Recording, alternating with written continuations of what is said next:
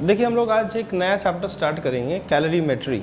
ठीक है, कैलोरीमेट्री लिख लें आप, हेडिंग में कैलोरीमेट्री है ना, लिख दिया मैंने बोर्ड पे। देखिए कैलोरीमेट्री जो है, it is that branch of physics which deals with heat transfer. Calorimetry is that branch of physics which deals with heat transfer. देखिए जब भी किसी दो बॉडी के बीच में, जैसे मान लीजिए बॉडी ए है और ये body B, this A and this is B, इसका टेम्परेचर है T1 और इसका टेम्परेचर है T2। अगर T1 ग्रेटर देन T2 होगा, अगर T1 ग्रेटर देन T2 होगा तो हीट जो है वो हायर बॉडी से लोअर बॉडी पे हीट का फ्लो होता है। जैसे मान लीजिए 60 डिग्री पे है और ये 30 डिग्री पे है, तो 60 से 30 पे हीट का फ्लो होगा, है ना। और ये हीट फ्लो तब तक चलता रहता है जब तक कि ये हीट फ्लो तब तक चलता है जब तक कि दोनों का टेम्परेचर बराबर ना हो जाए, है ना। याद रखिएगा ये जो एनर्जी है जब ये फ्लो होती है, जिस समय ये ट्रांजिएंट अवस्था में होती है, जब ये फ्लो हो रही होती है तो इस हीट को हम कहते हैं, इसको हम हीट कहते हैं। और जब ये एक बॉडी से दूसरे बॉडी में पहुंच जाती है तो उसको हम इंटरनल एनर्जी कहते हैं। फिर से एक बार सुनिएगा, जब ये एनर्जी यहाँ से यहाँ जा रही होती है तो जब वो फ्लो हो रही थी तो मूविंग एनर्जी को हम लोग हीट कहते हैं, और जब ये एक बॉडी से दूसरे बॉडी पहुंच जाती है तो उस हीट को हम लोग इंटरनल एनर्जी कहते हैं। ध्यान से देखिए, एक इंस्ट्रूमेंट होती है कैलोरीमीटर, है ना। कैलोरीमीटर एक इंसुलेटेड इंस्ट्रूमेंट होता है, आप लोग लैब में इसको देख चुके होंगे, ठीक है। इंसुलेटेड एक कंटेनर होता है और इसमें इंसुलेशन होती है और इसमें एक स्टीयरर होता है और इसमें एक थर्मोमीटर लगी रहती है, ठीक है। और इस स्टीयरर से हम जैसे हम लोग दो लिक्विड के बारे में मान लीजिए हम लोग स्टडी करना चाहते हैं कि क्या किससे कितना हीट फ्लो हुआ, फाइनल टेम्परेचर क्या हुई, अगर दो लिक्विड को हमने डिफरेंट टेम्परेचर में मिक्स करा, ठीक है, तो उनकी फाइनल टेम्परेचर क्या होगी, तो हम दोनों को कैलोरीमीटर में डालते हैं। हीट का एक्सचेंज बाहर या ना तो अंदर हो सकता है ना तो यहाँ से बाहर जा सकता है क्योंकि इंसुलेशन है, ठीक है। अब दोनों को हम मिक्स करते हैं और स्टीयरर से दोनों को मिक्स करते हैं और टेम्परेचर से हम, ये जो थर्मोमीटर है उससे हम लोग टेम्परेचर मेजर कर सकते हैं। क्लियर है, ठीक है। तो इस तरह से कुछ इसका वर्किंग है। अब ध्यान से देखिएगा, कैलोरीमीटर को स्टडी करने से पहले हमें एक टर्म्स डिफाइन कर लेते हैं। देखिए कोई भी बॉडी है उसको अगर हम हीट दें, कोई भी बॉडी है सॉलिड बॉडी, उसको अगर हम हीट दें तो उसकी जो टेम्परेचर है वो राइज होती है, ये आपको पता है ना। अब एक टर्म होती है जिसको हम कहते हैं स्पेसिफिक हीट, है ना। लिखिएगा स्पेसिफिक हीट, देखिए heat required to raise the temperature of a solid, temperature of a, फिर से एक बार फिर से लिखिए स्पेसिफिक हीट का definition, heat required to raise the temperature of unit mass of substance, temperature of unit mass of a substance by unit degree centigrade, unit mass of a substance by unit degree centigrade is called specific heat, ठीक है। Unit mass substance का एक unit mass substance का 1 degree से temperature बढ़ाने में जो heat की रिक्वायरमेंट होती है उसी को हम स्पेसिफिक हीट कहते हैं। अब ये यूनिट मास 1 ग्राम भी हो सकता है और ये यूनिट मास 1 किलो भी हो सकता है, ये यूनिट मास 1 टन भी हो सकता है, ठीक है। यूनिट मास देखिएगा, जैसे 1 ग्राम सब्सटेंस का 1 डिग्री से टेम्परेचर बढ़ाने में जो हीट की रिक्वायरमेंट होगी, ठीक है, उसको हम स्पेसिफिक हीट कह सकते हैं। या 1 केजी सब्सटेंस का 1 डिग्री सेंटीग्रेड या 1 डिग्री केल्विन से टेम्परेचर बढ़ाने में जो हीट की रिक्वायरमेंट होगी उसको हम स्पेसिफिक हीट कह सकते हैं। यहाँ पे स्पेसिफिक हीट का यूनिट होगा, देखिए हीट जो है वो एनर्जी है, एनर्जी का यूनिट आप जानते हैं कि जूल्स होता है, तो यहाँ पे जो यूनिट होगी वो होगी जूल पर ग्राम पर डिग्री सेंटीग्रेड, और यहाँ पे होगी जूल पर ग्राम पर केजी पर डिग्री सेंटीग्रेड। क्लियर, तो इसी को हम स्पेसिफिक हीट कहते हैं। अब एक चीज देखिएगा, जैसे मान लीजिए ये एम मास सब्सटेंस, एम यूनिट है मास, ठीक है, इसकी टेम्परेचर अभी T है और इसके टेम्परेचर को हमने बढ़ा के इंक्रीज करके T प्लस डेल T कर दिया, टेम्परेचर को बढ़ा के। इसकी स्पेसिफिक हीट जो है वो S है।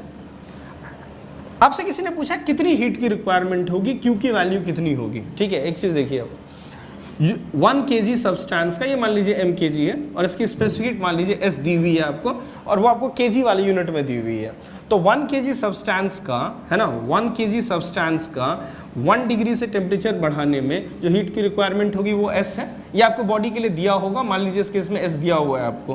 तो m kg सब्सटेंस का 1 डिग्री से बढ़ाने में जो हीट की रिक्वायरमेंट होगी वो ms होगी। सो m kg सब्सटेंस का डेल्टा T से बढ़ाने में जो हीट की रिक्वायरमेंट होगी वो किसके बराबर होगी, ms डेल्टा T के बराबर होगी। ठीक है, तो हम स्ट्रेट अवे अब लिख सकते हैं कि कोई मान लीजिए मास m kg सब्सटेंस है, उसका टेम्परेचर अगर हमने डेल्टा टी से बढ़ाया तो हीट की जो रिक्वायरमेंट होगी वो डायरेक्ट हम लोग लिख सकते हैं Q is equal to M S delta T, direct हम लोग स्ट्रेट अवे लिख सकते हैं। अगर हमने m को यहाँ पे किलोग्राम लिया है तो स्पेसिफिसिटी भी हम लोगों को किलोग्राम में पुट करना होगा। क्लियर है ना। और डेल्टा टी आप जानते हैं कि चेंज इन टेम्परेचर, चाहे वो केल्विन में हो या डिग्री सेंटीग्रेड हो, कोई फर्क नहीं पड़ता। क्लियर, चलिए हम लोग आगे बढ़ते हैं। देखिए ये जो पूरा प्रोसेस है ना, इसको हम लोग अब एक प्रॉब्लम के माध्यम से ही देखते हैं, क्वेश्चन उठाते हैं हम लोग और उस क्वेश्चन से ही सारे टर्म्स को हम लोग डिफाइन कर लेंगे। देखिए ये मान लीजिए एक कंटेनर है और इस कंटेनर में m kg आइस, मान लीजिए this is 10 kilo of ice, 10 kg of ice.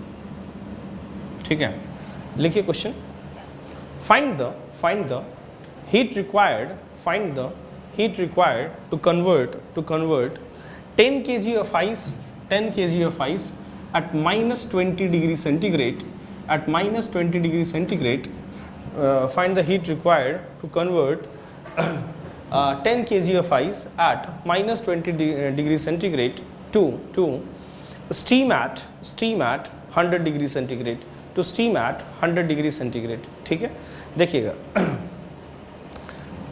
10 kg ice at minus 10 degree centigrade को आपने गर्म करना शुरू किया। ठीक है, तो इसकी टेम्परेचर बढ़ेगी। इसकी जो स्पेसिफिक हीट होती है ना, मैं आपको रियल डेटा बता रहा हूँ, है ना, जो रियल डेटा है स्पेसिफिक हीट होती है इसकी 1/2 कैलोरी पर ग्राम और स्पेसिफिक हीट होती है 1/2 किलो कैलोरी पर केजी। ठीक है, ये होती है इसकी स्पेसिफिक हीट। आप जानते हैं कि माइनस 20 डिग्री से मेल्टिंग नहीं होती है। आप बताएं कितने डिग्री पे होती है मेल्टिंग? बिल्कुल सही कहा आपने, 0 डिग्री पे इसकी मेल्टिंग होती है। ठीक है, एटमॉस्फेरिक प्रेशर पे इसकी मेल्टिंग होती है 0 डिग्री सेंटीग्रेड पे। तो ओपन टू एटमॉस्फेयर है, इसकी 0 डिग्री में मेल्टिंग होगी, गर्म किया है इसको, तो पहले इसकी टेम्परेचर जो है माइनस 20 से 0 डिग्री तक राइज होगी। तो what is the change in temperature? Is 20 degree, है ना। देखिएगा, तो जो हीट रिक्वायर्ड होगी, मैं एक एक स्टेप लिखते चलता हूँ। ठीक है, to convert, to take the temperature of ice to 0 degree, Q1 is equal to m s into delta T 20, that is equal to 100 kilo calorie. मैंने ये वाला यूज़ किया है क्योंकि किलो था। ठीक है, अब देखिएगा ये 0 डिग्री पे आइस आ गया। तो अब जब 0 डिग्री पे आइस आएगा तो जब तक ये पूरा का पूरा मेल्ट नहीं हो जाएगा ना, ठीक है, तब तक इसकी जो टेम्परेचर है वो 0 डिग्री पे फिक्स हो जाती है। ठीक है, इसकी टेम्परेचर राइज नहीं होती। तो अब इसकी मेल्टिंग प्रोसेस स्टार्ट होगी, है ना। ये हीट लेगा और ये सॉलिड से लिक्विड में कन्वर्ट होगा। देखिएगा, अब हीट तो मिल रही है इसको, लेकिन इसका टेम्परेचर राइज नहीं हो रहा है। तो जो भी हीट इसको मिल रही है ना, जो भी एनर्जी इसको मिल रही है, वो इसका उपयोग जो है वो सॉलिड से लिक्विड में कन्वर्ट होने में यूज हो रहा है। याद रखिएगा, पहले सॉलिड्स में ये बॉन्ड नज़दीक थे, जब आपने हीट सप्लाई किया तो इसके बॉन्ड दूर गए, और ये बॉन्ड दूर तभी जाएंगे जब इसको एनर्जी मिलेगी। ठीक है, तो इसने एनर्जी लिया और इसके जो बॉन्ड डिस्टेंस है वो बढ़ गई। ठीक है, तो इस तरह से कुछ हो रहा है। एक टर्म होता है जिसको हम लोग बोलते हैं, है ना, एक टर्म होता है जिसको हम लोग बोलते हैं, लिखिए, रिप्रेजेंट करते हैं उसको LF से। इसको कहते हैं latent heat of fusion, latent heat of fusion. ठीक है, लिखिएगा, latent heat of fusion. Definition लिखिए, heat required to convert 1 kg solid into 1 kg of liquid, है ना। या इसको 1 kg ना लिखें आप, ये लिखें कि unit mass of substance from solid to liquid, है ना। Heat required to convert unit of mass of a substance from solid to liquid is called latent heat of fusion और LF। ध्यान दीजिएगा, M1 kg सब्सटेंस को solid से liquid में convert करने में हीट रिक्वायर्ड LF है। तो M kg को, है ना, सॉलिड से लिक्विड कन्वर्ट करने में जो हीट की रिक्वायरमेंट होगी वो M इंटू LF के बराबर होगी। ठीक है, M इंटू LF।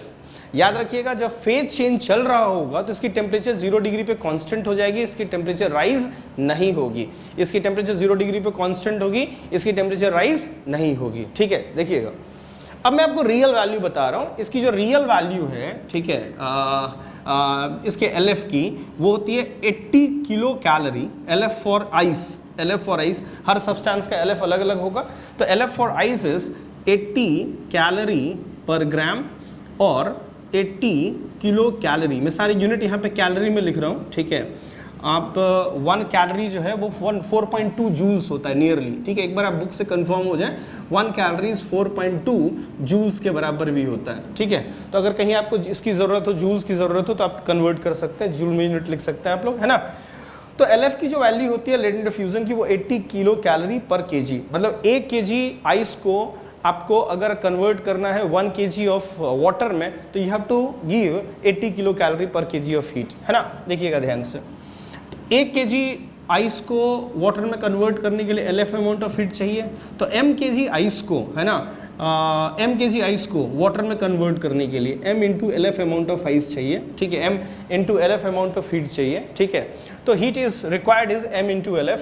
तो Q2 की वैल्यू मैं लिख देता हूँ, Q2 is equal to M into LF 80 is equal to 800 kilo calorie. ठीक है, तो आपने 100 किलो कैलोरी दिया, तो जो आइस की टेम्परेचर है वो -20 से 0 डिग्री हो गई, और आपने फिर फर्दर 800 किलो कैलोरी दिया, तो उसकी मेल्टिंग हो गई, वो जो आइस था वो वाटर में कन्वर्ट हो चुका है। ठीक है, अब देखिएगा, 900 किलो कैलोरी हीट लेके ये पूरी तरह से कन्वर्ट हो चुका है किसमें, ये कन्वर्ट हो चुका है वाटर में, और इसकी टेम्परेचर अभी 0 डिग्री है। इसने 800 लिया, अभी सिर्फ फेज चेंज हुआ है, अभी वाटर जो है वो 0 डिग्री टेम्परेचर पे है। अब आपने फर्दर हीटिंग जारी रखी। ठीक है, अब इसकी टेम्परेचर जो है वो बढ़नी शुरू हो जाएगी। ठीक है, ध्यान दीजिएगा, ध्यान दीजिएगा।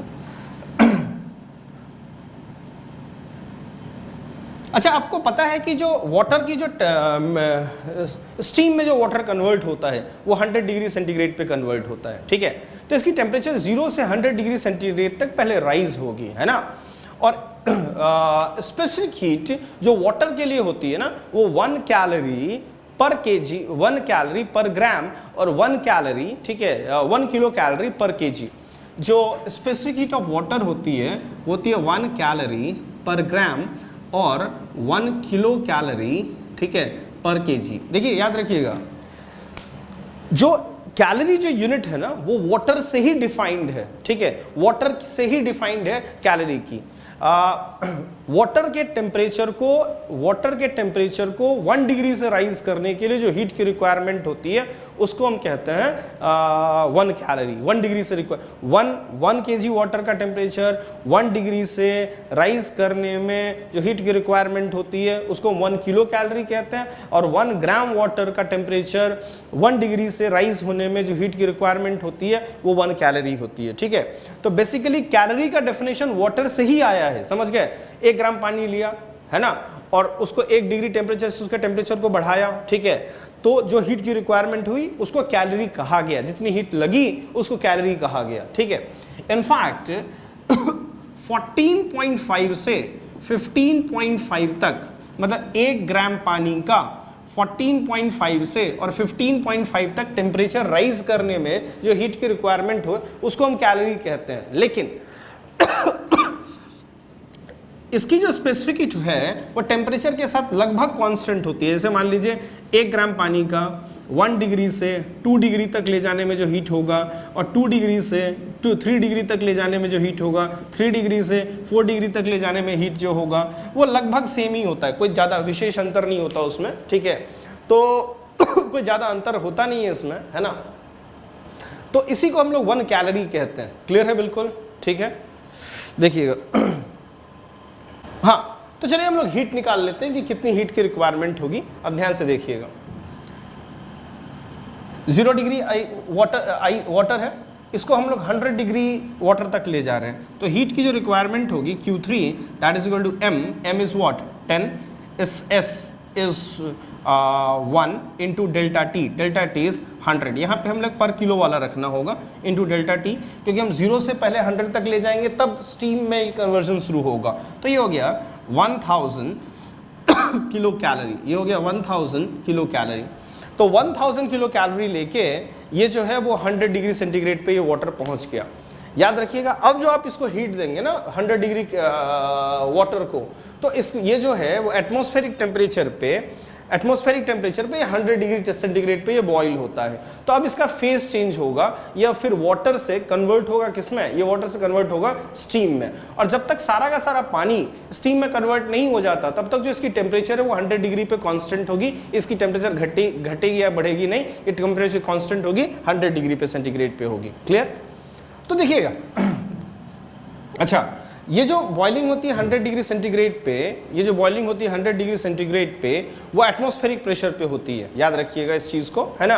अगर आप प्रेशर को डिक्रीज करें तो बॉइलिंग पॉइंट जो है वो नीचे शिफ्ट होती है। ठीक है, मैं और थोड़ा इस पर बोलूँगा, पहले इस क्वेश्चन को हम लोग कर लेते हैं।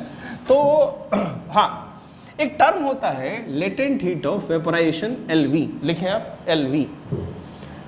Heat required to convert 1 kg of heat required to convert 1 kg of liquid into 1 kg of vapor is called latent heat of vaporization, heat required to convert 1 kg of liquid into 1 kg of steam is called latent heat of vaporization। तो देखिएगा, 1 kg या unit mass of 1 kg मत लिखिएगा इसको, unit mass of liquid into unit mass of what vapour is called latent heat of vaporisation. तो देखिएगा 1 ग्राम या 1 kg को 1 ग्राम या 1 kg लिक्विड को वेपर में कन्वर्ट करने में जो हीट लगती है वो LV लगती है। तो m kg को कन्वर्ट करने में जो लगेगी वो m इंटू LV लगेगी, है ना। ये अगर मास होगा ग्राम में तो ये पर ग्राम वाला पुट करेंगे, और ये kg में होगा तो पर kg वाला पुट करेंगे। ठीक है, याद रखिएगा जो लेटेंट वेपराइजेशन होती है इसके लिए, वाटर के लिए, वो होती है 540 कैलोरी पर ग्राम कह लें इसको, या 540 किलो कैलोरी पर kg कह लें इसको। ठीक है, तो देखिएगा 10 kg है ये, तो हीट रिक्वायर्ड जो लगेगी Q4 वो होगी m into LF 10 into 540 that is 5400। ठीक है, तो टोटल अमाउंट ऑफ हीट जो होगा Q वो हो जाएगा Q1 plus Q2 plus Q3 plus Q4 that is 100 plus 800 plus 1000 plus 5400। Clear? तो यहाँ पे आप सम करके इन सब का, है ना, आप निकाल सकते हैं कितना हीट रिक्वायर्ड होगा to convert 10 kg of water ice at -20 degree centigrade से 10 kg of steam at 100 degree centigrade. एक और बात याद रखिएगा, ये जो बॉइलिंग होती है 100 डिग्री सेंटीग्रेड पे, वो एटमॉस्फेरिक प्रेशर पे होती है। अगर आप प्रेशर को नीचे शिफ्ट करें, अगर प्रेशर को 1 atm से कम कर दें तो कम टेम्परेचर पे ही बॉईल होने लगता है, और अगर आप इसके प्रेशर को बढ़ा दें तो ये हाईयर टेम्परेचर बॉईल होता है ना। आपने स्टार्टिंग में पढ़ा होगा आपने, है ना, 8th या 9th में, कि पहाड़ पे खाना बनाना जो है वो बहुत कठिन है। ठीक है, it is difficult to cook on what higher altitude और ऑन माउंटेन्स। ठीक है, उसका रीज़न यही है कि मान लीजिए आप पहाड़ पे खाना बनाते हैं तो वहाँ का टेम्परेचर जो है वो बहुत कम होता है। तो प्रेशर अगर वहाँ पे कम होगा तो जैसे मान लीजिए आपने कुछ इसमें डाला, आलू मान लीजिए इसमें डाल दिया आपने, ठीक है, आप पहाड़ पे खाना बना रहे हैं तो वहाँ पे जो बॉइलिंग टेम्परेचर होगी वो कम होगी। मान लीजिए 80 डिग्री पे पानी बॉईल हो रहा है क्योंकि प्रेशर वहाँ कम होती है, तो 80 डिग्री पे अगर पानी बॉईल होगा तो 80 डिग्री पे टेम्परेचर जाके कांस्टेंट हो जाएगा और पानी बॉईल होने लगेगा। तो ये जो आलू पकेगा वो कितने डिग्री पे पकेगा? 80 डिग्री पे पकेगा। ठीक है, लेकिन यही आप जब प्रेशर कुकर में खाना बनाते हैं, ठीक है, तो देखिए क्या होता है, प्रेशर कुकर में जब आप खाना बनाते हैं तो प्रेशर इसका बहुत हाई हो जाता है, तो पानी जो है वो कुछ 110 या 120 डिग्री पे मान लीजिए बॉईल हो रहा है। ठीक है, तो अब 120 डिग्री पे जाके इसकी टेम्परेचर कांस्टेंट हो जाती है जब ये बॉईल होने लगता है। तो आलू जो मान लीजिए 120 डिग्री पे अगर पकेगा तो आप जानते हैं कि टाइम जो रिक्वायर्ड होगी वो क्या होगी, कम ही होगी। क्लियर है? चलो देखिए मैं एक सिमिलर क्वेश्चन आपको दे रहा हूँ, लेकिन आप इस क्वेश्चन को अटेम्प्ट करें खुद से, ठीक है। लिखिए, how much heat is needed to convert 8 kg of ice at minus 10 degree centigrade to 8 kg steam at 100 degree centigrade, है ना। ये हो गया फर्स्ट पार्ट। लिखिए, how much heat is needed to convert 8 kg of ice at minus 20 degree centigrade to 8 kg steam at 100 degree centigrade। ध्यान से देखिएगा। अच्छा, इसका बी पार्ट भी आप लिख लीजिए। B part, draw the graph of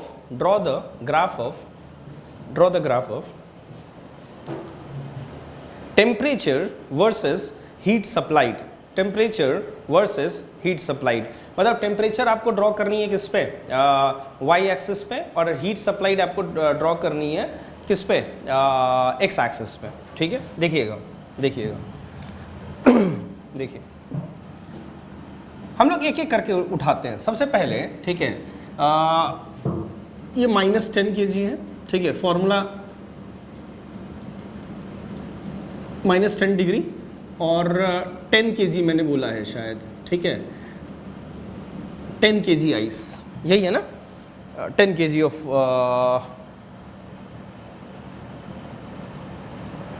sorry 8 kg sorry, ठीक है, 8 kg आइस है -10 डिग्री पे। ठीक है, तो सबसे पहले हम लोग निकाल लेते हैं -10 से इसको हम 0 डिग्री तक ले गए। ठीक है, 0 डिग्री तक, -10 से इसको 0 डिग्री तक आइस तक, तो Q1 is equal to M8S, half जानते हैं आप, डेल्टा T, -10 से 0 is 10, is equal to 40 kilo calorie. फिर इस 0 डिग्री से हम लोग ले गए इसको, ठीक है, इसको हम लोगों ने मेल्ट करा, ये मेल्टिंग हो गई, ये वाटर में कन्वर्ट हो गया, ठीक है, ये आइस से वाटर में कन्वर्ट हुआ। तो लेटेंट हीट ऑफ फ्यूजन की बात करनी होगी, तो हीट रिक्वायर्ड जो होगा Q2 वो होगा M8 into LF, that is 80, that is equal to 640 kilo calorie हो गया। फिर इस वाटर को आप ले गए 100 डिग्री तक, ये 0 डिग्री तक वाटर था, इसको आप 100 डिग्री तक ले गए वाटर। तो स्पेसिफिक हीट ऑफ वाटर की बात करनी होगी, Q3 is equal to M is 8 into S is 1, delta T is 100, that is 800 kilo calorie heat की रिक्वायरमेंट होगी। ठीक है, फिर इस आप 100 डिग्री इसको स्टीम वाटर को आपने कन्वर्ट किया 100 डिग्री स्टीम में। ठीक है, Q4 लेटेंट ऑफ फ्यूजन की बात करनी होगी, M8 into latent of fusion 840, this is equal to 4320 kilo calorie. तो चलिए सबको हम ऐड कर देते हैं, ये हो गया 680 और 680 प्लस 800, 680 प्लस 800 इज 1480, इन दोनों को ऐड कर दें तो जो total amount of heat required होगी वो 5800 किलो कैलोरी हीट रिक्वायर्ड होगी। ठीक है, चलिए अब इसका हीट डायग्राम हम लोग बनाते हैं, है ना। देखिएगा, हीट सप्लाइड एंड टेम्परेचर, तो ध्यान से देखिए, इस पे मैंने लिखा टेम्परेचर और इस पे मैंने लिखा हीट सप्लाइड। टेम्परेचर को -10 से 0 डिग्री, आप -10 यहाँ भी लिख सकते हैं, है ना, और यहाँ से भी -10 से स्टार्ट कर सकते हैं। तो चलिए मैं यहीं पे -10 लिख देता हूँ, -10 डिग्री यहाँ लिख देता हूँ। तो -10 डिग्री से ये 0 डिग्री तक गया और ये स्ट्रेट लाइन होगा। स्ट्रेट लाइन इसलिए होगा क्योंकि Q is equal to MS delta T है, Q is equal to MS T final T minus T initial होगा। तो आप देख सकते हैं कि dQ/dt जो आएगा वो आएगा MS। ठीक है, T इनिशियल तो कांस्टेंट है तो वो 0 हो जाएगा उसका डिफ्रेंसिएशन, ये MS आएगा, तो ये हो गया dQ/dt is equal to MS। आप देख सकते हैं कांस्टेंट है तो स्लोप कांस्टेंट तो स्ट्रेट लाइन होगा, है ना। एक और बात कि अगर हम tan थीटा निकालें यहाँ पे, मान लीजिए ये अल्फा है, ये मान लीजिए, ठीक है, तो ये बराबर होगा tan अल्फ़ा के, तो ms की वैल्यू, अच्छा ये dq/dt है, तो ये dq/dt है लेकिन t y पे और ये है, तो dt/dq जो होगा, dt/dq स्लोप tan अल्फ़ा वो 1/ms के बराबर होगा, ये बराबर होगा 1/ms के। तो जितनी ज़्यादा ms की वैल्यू ज़्यादा होगी, ठीक है, उतनी ही ज़्यादा, m की बात नहीं कर रहा हूँ, ms product as a product देखना होगा आपको, उतनी ज़्यादा इस टाइम, जितनी ज़्यादा ये होगी ms की वैल्यू, उतनी ये अल्फ़ा जो होगी कम होगी, इधर इंक्लाइंड होगी, है ना। अब देखिएगा, अब जो टेम्परेचर होगी, ये तो आपने हीट सप्लाई करा, आपने जो हीट सप्लाई करा वो सप्लाई करा 40, तो ये अब कन्वर्ट हो गया 0 डिग्री वाटर, ये 0 डिग्री सॉरी 0 डिग्री आइस आ गया। अब आपने फिर सप्लाई करा 640 किलो कैलोरी, 640 किलो कैलोरी को आपने सप्लाई करा और ये कन्वर्ट हो गया, ठीक है, 0 डिग्री वाटर में। फिर आपने इसको आपने दिया 4320 सॉरी इसको आपने 800 कैलोरी हीट दिया, 800 कैलोरी लेके फिर ms डेल्टा टी जो होगा, ठीक है, this heat is what 800 calorie, ms delta T temperature बढ़ेगी, फिर से ये टेम्परेचर आ गया 100 डिग्री सेंटीग्रेड पे, और फिर आपने इसको 4320 हीट दिया, इसकी टेम्परेचर 100 डिग्री पे कांस्टेंट होगी और ये आ जाएगा आपका 4320, clear.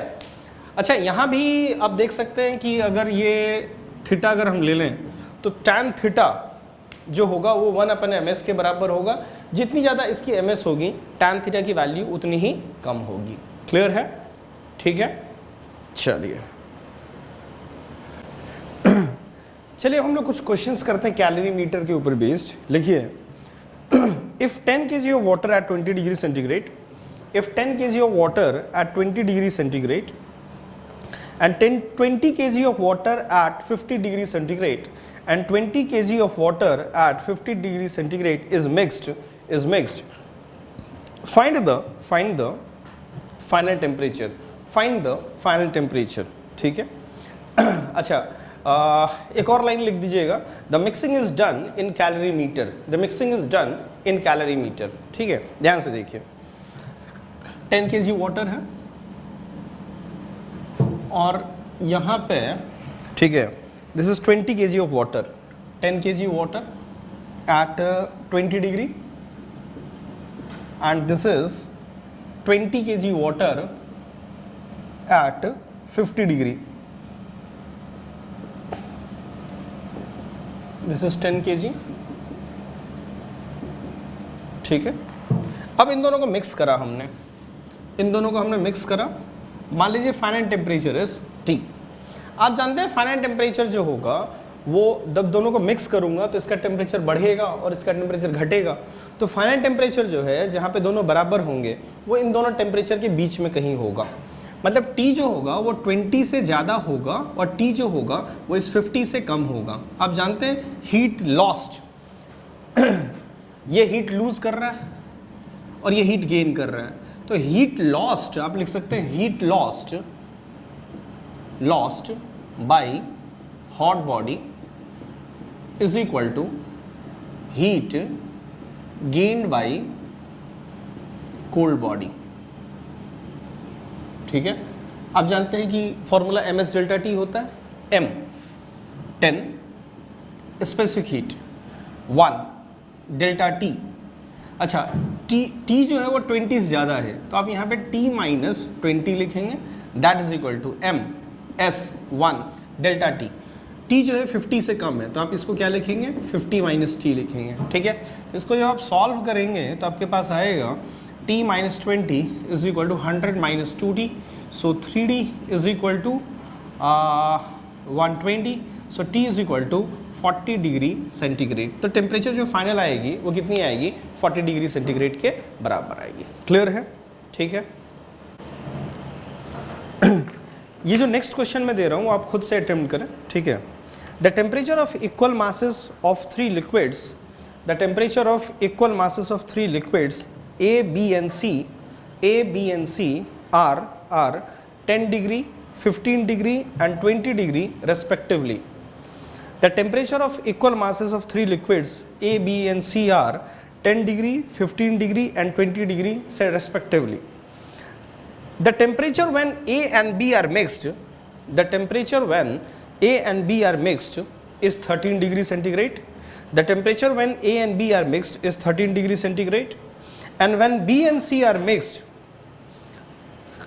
it is 16 degree centigrade. When B and C are mixed, it is 16 degree centigrade. What will be the temperature? What will be the temperature when A and C are mixed? What will be the temperature when A and C are mixed? ठीक है, देखिए इस चीज को, 3 liquid है A, B and C. Solution देखने से पहले खुद से अटेम्प्ट करें, मैं बार बार कह रहा हूँ, नहीं तो फिजिक्स में कोई फ़ायदा नहीं है। आप अगर सॉल्यूशन देखते हैं, ठीक है, डायरेक्ट स्ट्रेट अवे, तो आप 10 सवाल कर लें, 100 सवाल कर लें, कोई फ़ायदा नहीं होने वाला जब तक आप खुद से अटेम्प्ट नहीं करते। तो इसकी टेम्परेचर जो है ए की वो है 10 डिग्री, बी की टेम्परेचर है 15 डिग्री और इसकी टेम्परेचर है 20 डिग्री सेंटीग्रेड। पहले हम लोगों ने ए और बी को मिक्स करा, तो इसकी जो टेम्परेचर है ए एंड बी को मिक्स करने पे वो है 13 डिग्री, है ना, 13 डिग्री। तो देखिए लिख सकते हैं आप हीट लॉस्ट बाय दिस, लिख सकते हैं आप M S A into delta T. Delta T is 13 minus 10 that is 3 is equal to M S B into delta T. Delta T is 15 से 13 आया तो 2 डिग्री होगा, बड़े में से छोटा करना है, तो ये दोनों कैंसिल हो गए, तो आपको मिलेगा 3SA is equal to 2SB के बराबर। ठीक है, फिर आपने B और C को मिक्स करा, B और C को, तो final temperature is what, 16 degree centigrade, 16 degree. तो ये लूज कर रहा है, ये गेन कर रहा है, MSB into delta T 1 is equal to MSC into delta T is 4। तो यहाँ से आपको मिलेगा SB is equal to 4SC। ठीक है, ये सेकंड इक्वेशन आ गया आपके पास। अब आप इन दोनों को मिक्स कर रहे हैं, A एंड C को, you are mixing A and C। मान लीजिए फाइनल टेम्परेचर T है, T जो होगा 10 से बड़ा होगा, 20 से कम होगा, है ना। तो पहले मैं A के लिए लिख रहा हूँ, M into SA into delta T, 10 से T गया तो T minus 10 is equal to SB into delta T. 20 से T गया तो ये हो जाएगा 20 माइनस T। क्लियर। अब SB की वैल्यू हम लोग लिख सकते हैं, SB की वैल्यू, ठीक है, मैं काम करता हूँ, SB की वैल्यू यहाँ से लिख देता हूँ मैं 4SC। ठीक है, या एक काम करते हैं, A और C को मिक्स करा था ना हम लोगों ने, तो यहाँ SC ऑलरेडी था। ठीक है, तो SC की वैल्यू आप लिख सकते हैं SB बाई 4, SB बाई 4, और यहाँ से SA की वैल्यू लिख सकते हैं आप 2, SA की value 2SB by 3।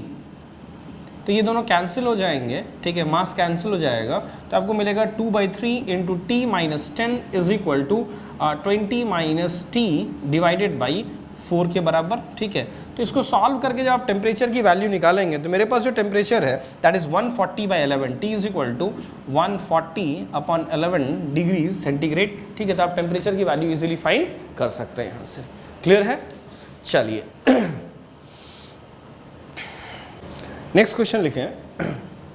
2 gram of ice at minus 10 degree centigrade, 2 gram of ice at minus 10 degree centigrade is mix to 10 gram of water at 80 degree centigrade.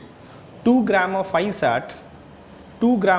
at minus 10 degree centigrade is mixed to 10 gram of water at 80 degree centigrade. Find the final temperature. ठीक है, देखिएगा 2 gram ice है and it is mix to 2 gram ice जो है वो minus 10 degree पे है, और इसको हमने मिक्स करा 10 gram of water at 80 degree centigrade. ठीक है, इन दोनों को हमने मिक्स करा, फाइनल टेम्परेचर हमें फाइंड आउट करना है। क्लियर, देखिएगा ध्यान से। मैं ज्यूम कर लेता हूँ कि फाइनल टेम्परेचर जो मिक्सचर का है दैट इज T। ठीक है, अब देखिए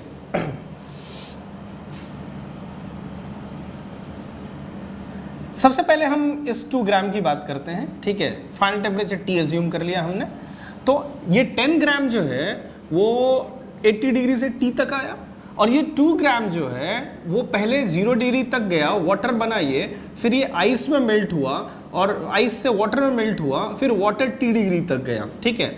तो heat gain by the cold body पहले मैं लिखता हूँ, है ना, Q gained is equal to M टू S 1/2, क्योंकि अभी आइस है, याद रखिएगा ये -10 से पहले 0 तक जाएगा, ठीक है। तो S जो अभी यूज होगा वो वाटर का, आइस का यूज होगा, इनटू डेल्टा T, -10 से 0, delta T is 10 degree plus. अब इसकी मेल्टिंग होगी, ये 2 ग्राम आइस से 2 ग्राम वाटर में कन्वर्ट होगा, तो +2 इंटू 80 प्लस, अब ये वाटर से, है ना, 0 डिग्री वाटर से अब T तक जाएगा, तो 0 से T तक गया, तो M2 वाटर बन चुका है ये S इंटू डेल्टा T -0, तो यहाँ से हमारे पास आ जाएगा 10 + 160 170 + 2T, है ना, ये हो गया heat gain by the cold body, heat gained that is equal to heat lost. ये 10 ग्राम जो है वो T तक आया, है ना, 80 से, M S वाटर है तो S1 लेना है, इंटू डेल्टा T, 80 - T, है ना, तो यहाँ से आपको मिलेगा 170 + 2T is equal to 800 - 10T, तो यहाँ से मिलेगा आपको 12T is equal to 800 - 170, that is 630 होगा ये, ठीक है, 630। So T is equal to 630/12, तो यहाँ से आप आराम से T की वैल्यू जो है वो फाइंड आउट कर सकते हैं। क्लियर है, ठीक है, चलिए नेक्स्ट क्वेश्चन लिखिए। If m gram of ice at -10 degree centigrade, if m gram of ice at -10 degree centigrade is mixed to water of mass 10 gram at 80 degree centigrade, finally total ice melts and final temperature is 0 degree centigrade, find the mass m, ठीक है। Question लिखिएगा एक बार फिर से। If m gram of ice at -10 degree centigrade is mixed to water of mass 10 gram at 80 degree centigrade, finally total ice melts and final temperature is 0 degree, find the mass m, ठीक है। ध्यान से देखिएगा, final temperature is 0 degree, देखिएगा ध्यान से। m ग्राम ice है, ये है -10 डिग्री सेंटीग्रेड पे, और 10 ग्राम वाटर है, ठीक है, 80 डिग्री पे। 10 ग्राम वाटर है 80 डिग्री, इन दोनों को हमने मिक्स करा, तो हम हीट गेन पहले लिखते हैं। तो हीट गेन होगा m into S, half into delta T, -10 से 0 तक ले गए 10, प्लस अब इसकी मेल्टिंग कर दी हमने m इंटू 80, ठीक है, m मेल्ट हो गया, और इसका टेम्परेचर 0 डिग्री ही रह गया, तो राइज नहीं हुआ, that is equal to heat loss by this body, m water है तो S1 डेल्टा T, 80 से 0 आया तो इंटू 80, है ना। तो यहाँ से आप सॉल्व करेंगे इसको, तो ये हो जाएगा 85m, that is equal to 6400, so m is equal to 6400 divided by 85, that's equal to, ठीक है, दैट्स इक्वल टू, मेरे पास जो आंसर है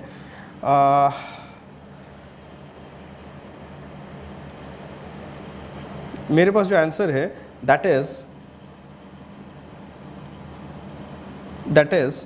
9.411 ग्राम, ठीक है, 9.411 ग्राम। तो अगर मैं 9.411 ग्राम लूँ तो ये जो फाइनल टेम्परेचर है 0 डिग्री होगा। अब एक चीज़ ध्यान दीजिएगा, अगर ये 9 ग्राम से ये मास ज़्यादा होता, अगर ये कम होता तो टेम्परेचर जो है 0 डिग्री से ज़्यादा होता, और ये अगर 9 ग्राम से 9.411 ग्राम से ये अगर मास ज़्यादा होता तो ये जो है वो पूरी तरह से मेल्ट नहीं हो पाता, है ना। ये जो आइस है उसकी मेल्टिंग पूरी तरह से नहीं हो पाती, क्योंकि उससे पहले ही ये 0 डिग्री तक पहुंच जाता, ठीक है। और जब 0 डिग्री तक पहुंच जाता तो फर्दर इसकी मेल्टिंग नहीं हो पाती। तो चाहे तो इस पॉइंट को लिख लें कि अगर मास 9.411 ग्राम से ज़्यादा होगा तो आइस जो है वो पूरी तरह से वाटर में कन्वर्ट नहीं हो पाएगा, और अगर मास जो है इसका आइस का, ठीक है, वो 9.41 ग्राम से कम है तो टेम्परेचर जो है वो 0 डिग्री से ज़्यादा होगा, ठीक है। क्वेश्चन देख लेते हैं हम लोग, लिखिए। If 5 gram of ice eight -10 degree centigrade, if 5 gram of ice at -10 degree centigrade is mixed to water of mass 10 gram at 80 degree centigrade, find the final temperature and final composition of mixture, ठीक है। देखिए यहाँ पे 5 ग्राम लिया है आपने, same question है, 5 ग्राम लिया, ध्यान से देखिएगा। 5 ग्राम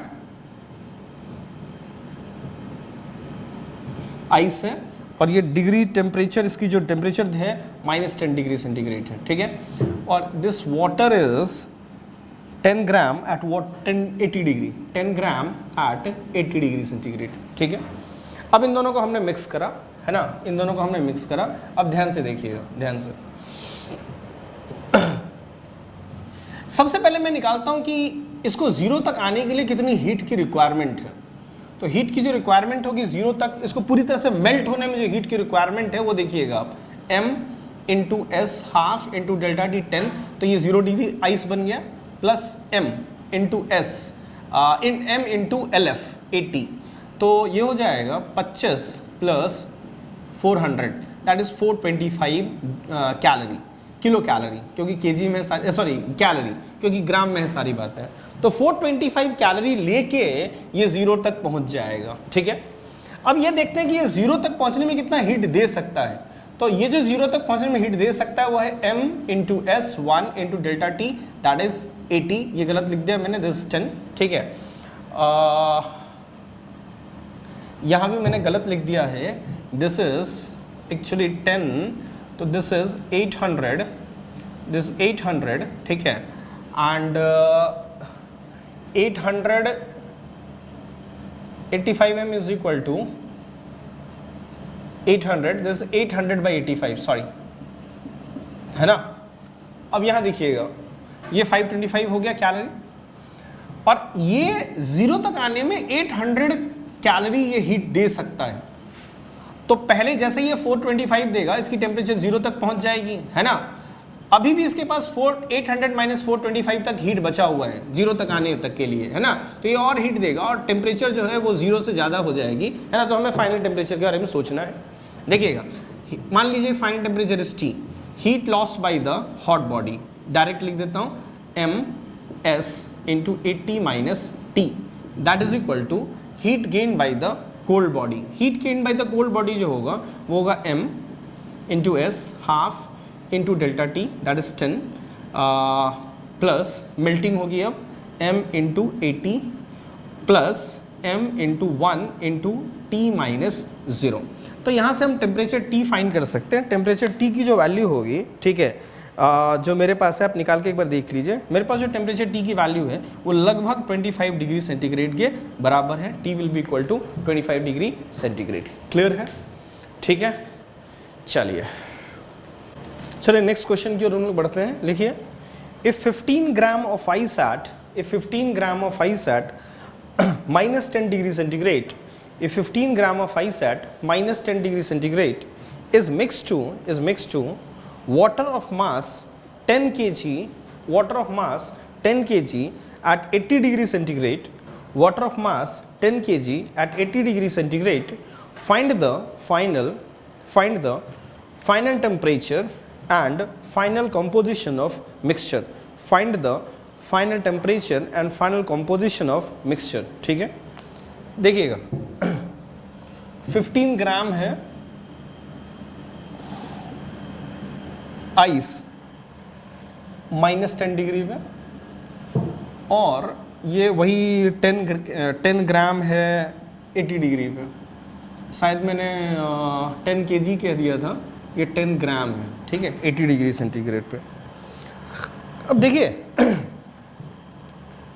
ये तो हम लोगों ने जो सबसे पहला इस तरह का सवाल किया था ना, उसी में देख लिया था कि अगर 9.44 से ज़्यादा होगा तो आइस जो है पूरी तरह से वाटर में कन्वर्ट नहीं हो पाएगा। अब ध्यान से देखिएगा एक चीज़, सबसे पहले हम देखते हैं कि इसको 0 तक लाने में कितनी हीट की रिक्वायरमेंट है। ठीक है, Q M S delta T, ये -10 से 0 आएगा तो 10 हो जाएगा, प्लस 15 इंटू 80, दैट इज ये हो जाएगा 75 प्लस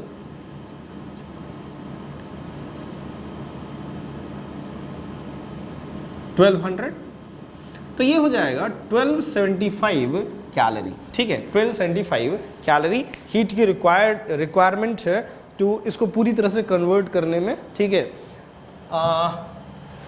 यहाँ पे 1375 आएगा।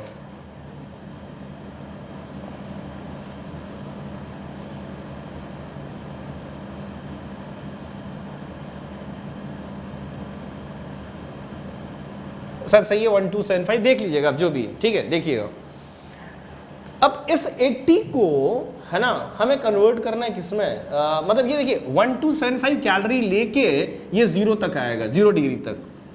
अब ये दे कितना सकता है 0 तक आने में, वो हम देख लेते हैं। M into S into delta T, M S delta T that is 800 calorie. तो ये 0 तक आने में सिर्फ 800 कैलोरी दे सकता है, और इसको पूरी तरह से मेल्ट होने के लिए 1275 कैलोरी हीट चाहिए। देखिएगा ध्यान से, अब हीट इसको तो इसी से मिल रही है। अब अगर मैं पहले देखिए, पहले 75 calorie M S delta T 75 calorie इसको मिला, तो 75 कैलोरी मिलने के बाद 75 कैलोरी मिलने के बाद इसकी टेम्परेचर 0 डिग्री हो गई, 0 डिग्री सेंटीग्रेड, और 75 कैलोरी लूज करने के बाद इसकी टेम्परेचर देख लेते हैं। ठीक है, निकाल सकते हैं हम लोग। 75 लूज करने के बाद इसकी टेम्परेचर होगी Q is equal to M that is 10 into S that is 1 into delta T that is 80 minus T. तो यहाँ से हम लोग निकाल सकते हैं, ये हो जाएगा 7.5, और यहाँ से हम देख सकते हैं T is equal to 80 minus 7.5 that is ये हो जाएगा 72.5 डिग्री सेंटीग्रेड, 72.5 डिग्री सेंटीग्रेड।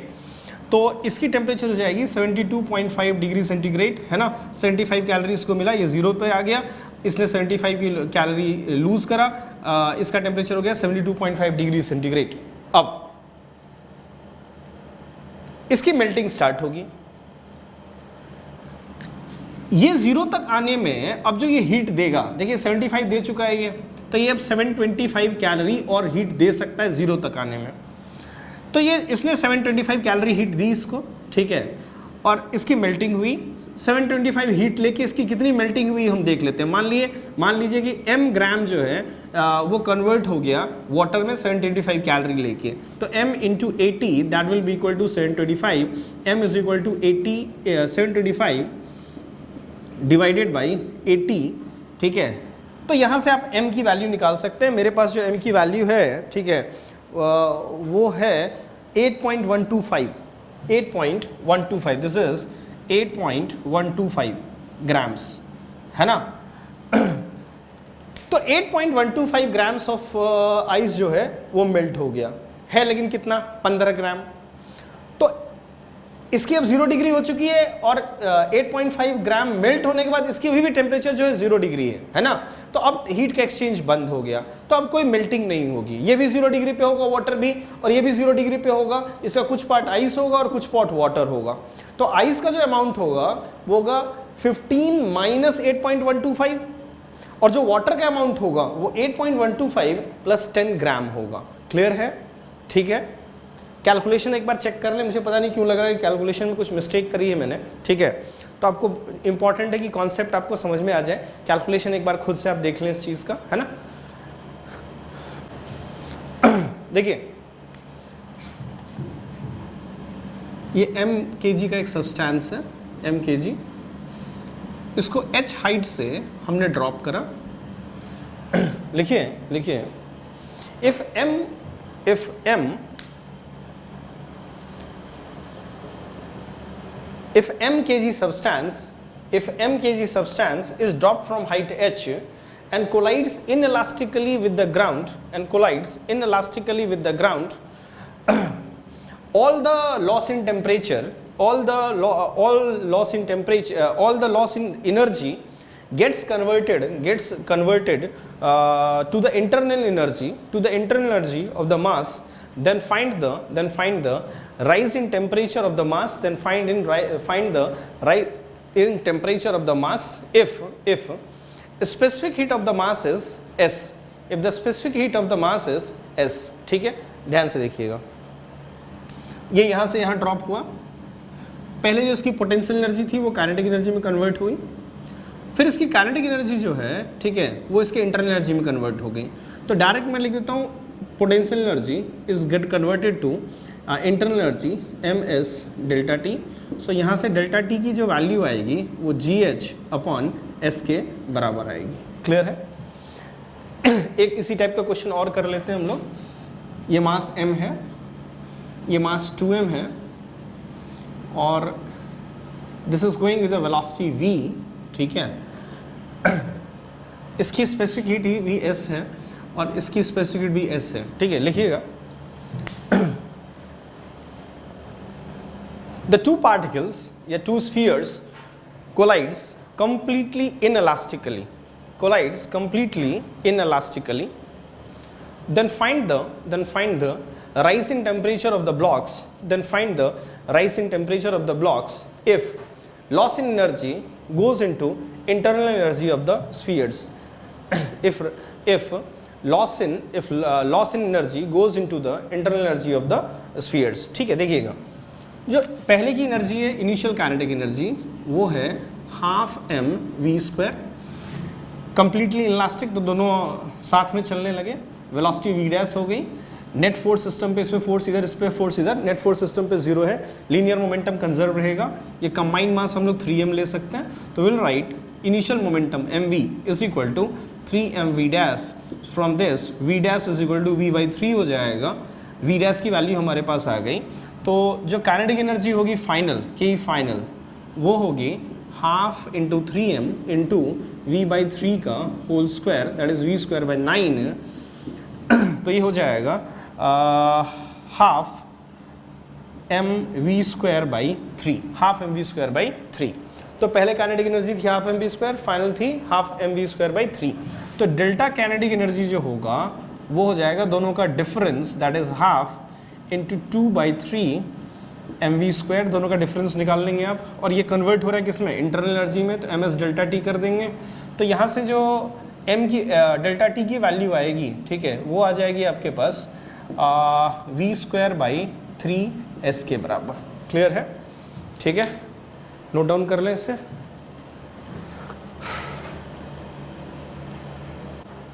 चलिए नेक्स्ट आगे बढ़ते हैं हम लोग, है ना.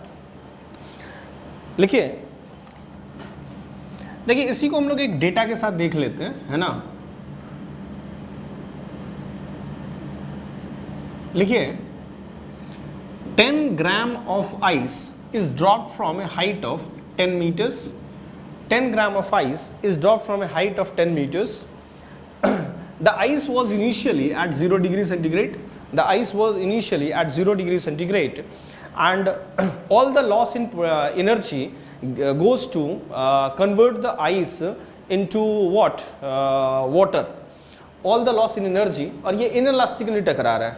All the loss in energy goes to convert the ice into water. Then find the amount of ice that will melt. देखिएगा, loss in energy पहले लिखता हूँ mg. G is 10 into h is also 10, ms delta t, that is equal to, जितना इसने loss किया, ठीक है, वो सब कन्वर्ट हो रहा है किसमें, इसके राइज इन टेम्परेचर में जा रहा है वो, इसको कन्वर्ट करने में. तो मैंने एज्यूम कर लिया कि m अमाउंट ऑफ आइस जो है वो मेल्ट हो रहा है. तो m इंटू LF. तो LF को आप 80 यहाँ मत पुट करिएगा, है ना. आप जानते हैं कि 80 जो है कैलोरी में, और ये mgh जो है वो SI यूनिट में है. तो 80 इंटू 4.2 लिखना होगा. तो m is equal to 1000 divided by 80 into 4.2 से आप mass of amount of ice that has melted आराम से फाइंड आउट कर सकते.